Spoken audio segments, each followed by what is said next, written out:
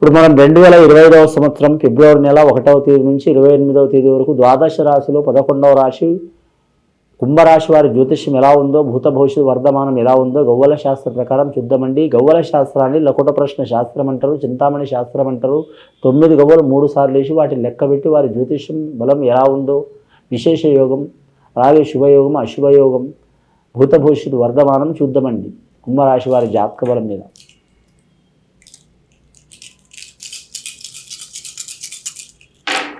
కుంభరాశి వారి జాతకంలో 2 గవ్వలు పడ్డాయండి. ముఖ్యంగా జాతకంలో చూడాలంటే 2వ సంఖ్య చాలా వరకు మాత్రం వీరికి అనుకూలమే ఉంది, నష్టయోగం అయితే లేదు వీరి జాతక బలానికి. ఈ కుంభరాశి వారి జాతకంలో చూడాలంటే కుడి చేతిలో ధనం వస్తూనే ఉంటుంది, ఎడమ చేతిలో ఖర్చు అవుతూనే ఉంటుంది. వచ్చేది కనబడుతుంది కానీ పోయేది కనబడదు. చూసేవారు అనుకుంటారు కుంభరాశి వారికి ఏమైంది, బాగానే సంపాదిస్తారు, తింటారు, తాగుతారు, బాగానే ఉన్నారు అని అనుకుంటారు. కానీ గురుబలం ఉన్నందువలన వీరికి అన్నీ కనబడుతూ ఉంటాయి. కానీ ఎల్నాటి శని ప్రభావం వీరికి చాలా వరకు ఇబ్బంది పెడుతుంది. కాబట్టి 32 సంవత్సరాల నుంచి పడితే కనీసం 60 సంవత్సరాలు ఉన్న వారికి చాలా వరకు ఈ 5-6 సంవత్సరాల నుంచి ఇబ్బందులు, చిక్కులు, చికాకులు వస్తున్నాయండి. ఆ చిక్కులు, చికాకులు తొలగిపోయే అవకాశాలు ఉన్నాయి. అలాగే ఈ 2025వ సంవత్సరం ఈ కుంభరాశిలో మాత్రం షష్టగా యోగం, రాహు, కుజగ్రహాలు, అన్ని గ్రహాలు కలిసి వస్తున్నాయి. కాబట్టి కొన్ని విపరీతమైన పరిమాణాలు జరిగే అవకాశాలు ఉన్నాయి. ఈ రాశితో వారు పాటి కొన్ని రాశులకు శుభాలు, అశుభాలు కలిగే అవకాశాలు ఉన్నాయండి. ఈ శుభ అశుభాలు వెళ్ళిపోవాలంటే కుంభరాశి వారి జాతకానికి రాహుగ్రహాన్ని ప్రసన్నం చేసుకోవడం మంచిది. రాహుగ్రహంతో పాటు నవగ్రహాన్ని పూజ చేయడం మంచిది. అలాగే రాహువుకి అధిపతి దుర్గామాత కాబట్టి బెజవాడ కనకదుర్గమ్మని పూజ చేసుకోవడం చాలా మంచిది. స్త్రీలైనా పురుషులైనా ఎవరైనా సరే. ముఖ్యంగా రాహుకాలం గడిలో పూజ చేయడం చాలా వరకు మంచిదండి. అమావాస్య తిథి కావచ్చు, అష్టమి తిథి కావచ్చు, అమ్మవారు ప్రసన్న యోగం ఉంటుందండి. 2వది తినే తాగే విషయంలో జాగ్రత్తగా ఉండాలి. అమావాస్య రోజు చేయొద్దు. చాలామంది అనుకుంటారండి, గ్రామంలో కావచ్చు, తెలుసో తెలియకో ఎవరైనా ఎంత నాలెడ్జ్ ఉన్న వారైనా పొరపాటు చేస్తుంటారండి. అమావాస్య రోజు పట్టణాల్లో కాకుండా గ్రామీణ ప్రాంతాల్లో అమ్మవారిని అమావాస్య రోజు కొన్ని జీవరాశులతో పూజ చేస్తారండి. ఆ జీవరాశులతో పూజ చేయటం మంచిది కాదండి. మామూలుగా పూజ చేయటం శుభకరం ఉంటుంది. వేరే టైంలో చేయటం అది వారి ఇష్టానికి సంబంధించిన విషయం అండి. ముఖ్యంగా వీరు జీవరాశులతో పూజ చేస్తే మాత్రం ఇబ్బందులు వచ్చే అవకాశాలు ఉంటాయండి వీరి జాతక బలానికి. అమావాస్యకు అధిపతి అమ్మవారు ఉంటుందండి. సాక్షాత్తు మహిషాసుర మర్దిని పరాశక్తి ఉంటుంది. కాబట్టి ఆ టైంలో ఆమె రక్తం కళ్ళారి చూడాలనే గుణం ఏముండదండి. అందరికీ మంచి చేయాలని మన బిడ్డలని వస్తుంది, తల్లి ప్రేమ లెక్క వస్తుంది. ఆ రోజు వీరు కరెక్ట్ సాత్వికంగా పూజ చేయడం చాలా వరకు మంచిదండి. కాకపోతే మాత్రం కొందరు పెద్దలకు పూజ చేస్తారు. అలాంటి టైంలో మామూలుగా పూజ చేస్తే మాత్రం కూడా కలిసి వచ్చే అవకాశాలు ఉంటాయి. ముఖ్యంగా వీరి జాతకానికి చూడాలంటే మాత్రం శని ఇబ్బంది పెట్టిన రాహుగ్రహాలు, అలాగే గురుగ్రహం అనుకూలంగా ఉంది వీరి జాతక బలానికి. కోర్టు కేసులున్నా, చిక్కులున్నా, చికాకులున్నా, దరిద్రబాధలున్నా తొలగిపోయే అవకాశాలు ఉన్నాయి. లాస్ట్ వరకు పోరాడే అవకాశం ఉంటుందండి ఈ రాశి వారికి. 2వసారి గవ్వలేసి చూద్దామండి కుంభరాశి వారి పేరు మీద. 2వసారి గవ్వలేస్తే 3 గవ్వలు పడ్డాయంటే గురువు మహారదశ గవ్వలు పడ్డాయి.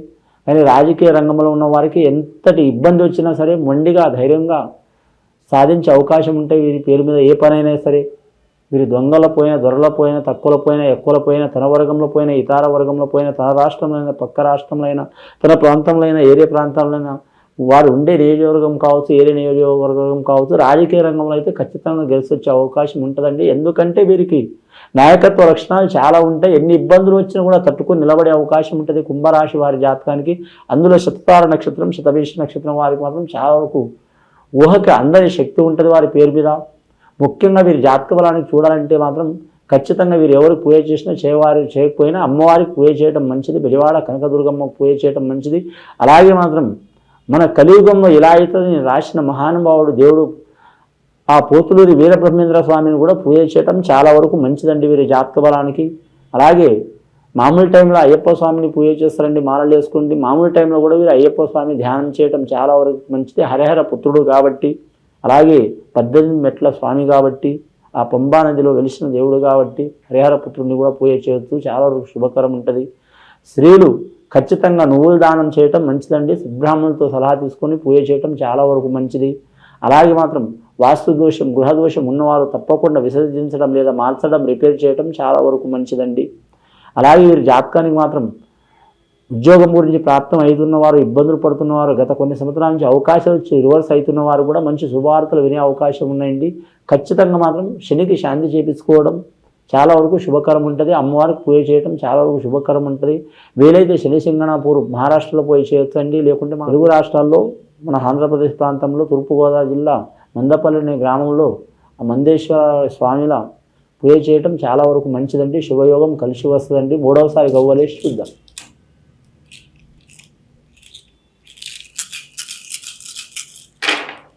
మూడవసారి గవ్వలేస్తే 4 గవ్వలు పడ్డాయండి. చాలా వరకు శుభ సంఖ్య అండి వీరికి. అన్ని సంఖ్యల కంటే 4వ సంఖ్య శుభ సంఖ్య. కుంభరాశి వారికి అధిపతి రాహు అధిపతి, శని అధిపతి. 4వ సంఖ్య మాత్రం సరి సంఖ్య. ఫస్ట్ సరి సంఖ్య పడ్డదండి. తర్వాత బే సంఖ్య 3 పడ్డది గురు మహారదశ. తర్వాత రాహు మహారదశ పడ్డది 4వ సంఖ్య. ఆకర్షణ శక్తి చాలా ఉంటుంది. వాక్చాతుర్యం చాలా ఉంటుంది. ఎంత బాధ ఎంత ఇబ్బందులు ఉన్నా కూడా బయటపడని స్వభావం ఉంటుంది. అతను నాటకం చేస్తుండు, యాక్షన్ చేస్తుండు అనుకుంటారు, కానీ అలాంటి పరిస్థితి ఉంటుంది వాళ్ళ జాతకానికి. ఎంత ఇబ్బంది ఉన్నా కానీ తట్టుకునే శక్తి ఉంటుంది. ఒక్కోసారి మాత్రం వారు చిన్నపిల్లల మనస్తత్వం ఉంటుంది, కపటం ఉండదు వారి జాతక బలానికి. కానీ గృహ నిర్మాణం కావచ్చు, కళ్యాణ విషయం కావచ్చు, సంతాన విషయం కావచ్చు, కుటుంబ విషయం కావచ్చు, ఇలాంటి చిక్కులు చికాకులు ఉన్న వారికి తొలగిపోయే అవకాశాలు ఉన్నాయండి. కానీ ముఖ్యంగా మాత్రం అంజనీ దేవత పుత్రుడు ఆంజనేయ స్వామిని పూజ చేయడం కూడా మంచిది. అలాగే వీరి జాతకంలో చెప్పాలంటే అన్నదానం, గోదానం, భూదానం, స్వర్ణదానం, వస్త్రదానం వీరికి శక్తికి మించి చేయడమని నేను అనట్లేదండి. వీరికి శక్తికి వందం వీరికి దానం చేయటం మంచిది. అలాగే శుభకార్య విషయంలో శుభం కావాలంటే మాత్రం సత్యనారాయణ స్వామి వ్రతం చేయడం కూడా మంచిదండి వీరి జాతక బలానికి. సత్యంగల దేవుడు సత్యనారాయణ స్వామి. అలాగే ఆటంకాలు వస్తుంటే మాత్రం ఆ విఘ్నేశుని ఆరాధన చేయటం చాలా వరకు మంచిది వీరి జాతక బలానికి. వీరి పేరు మీద లక్ష్మీకళ యోగ బలం కలిసి వస్తుంది. కానీ ముఖ్యంగా మాత్రం కాడిపాక వరసిద్ధి వినాయక స్వామిని పూజ చేయడం మంచిదండి. విశేషమైన యోగం. ఆయన నీటిలో ఉంటాడు కాబట్టి ఎన్ని ఇబ్బందులు చిక్కులు చికాకులు వచ్చినా కూడా వెళ్ళిపోతాయి. రెండవది శ్రీశైల మల్లికార్జున స్వామి కాడ సాక్షి గణపతి స్వామి పూజ చేసి, ఇష్టకామేశ్వరికి పూజ చేసి, అలాగే పాతాళ గంగలో పూజ చేసి అమ్మవారికి, ఆ తర్వాత మల్లికార్జున అలాగే అమ్మవారు పార్వతీమాతను పూజ చేయడం కూడా వారికి చాలా వరకు శుభయోగాలు కలిసి వస్తాయండి. గత కొన్ని సంవత్సరాల నుంచి పడుతున్న చిక్కులు చికాకులు దారిద్ర్య బాధలు వీరికి వచ్చినా కూడా వాటిని తట్టుకుని నిలబడి అనుకున్నది సాధించే యోగం అయితే ఖచ్చితంగా ఉంటుంది వీరి జాతక బలానికి. అలాగే వీరికి నమ్ముకున్న వారికి కూడా మంచి జరిగే అవకాశం ఉంటుంది. శత్రువులుగా మారిన వారు కూడా మిత్రులు మారే అవకాశం ఉంటుంది. అలాగే పడరాని వాళ్ళు చాలా ఎడతెగని చిక్కులు ఉన్నవారు కూడా తొలగిపోయే అవకాశం ఉంటుంది.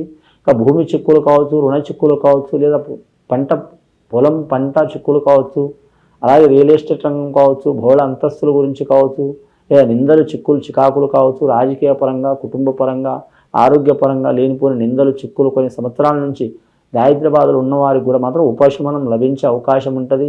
ముఖ్యంగా ఈ రాశి స్త్రీలకు కూడా మాత్రం శుభయోగం ఉంటుందండి. ఆరోగ్యమే మహాభాగ్యం అన్నారు. ఆరోగ్యంలో ఖచ్చితంగా వీరికి ప్రాబ్లం ఉంటుందండి. కానీ మాత్రం ఆత్మవిశ్వాసం ఉంటే ఎటువంటి ఆరోగ్యం ప్రాబ్లం ఉన్నా కూడా మాత్రం తొలగిపోయే అవకాశం ఉంటుందండి.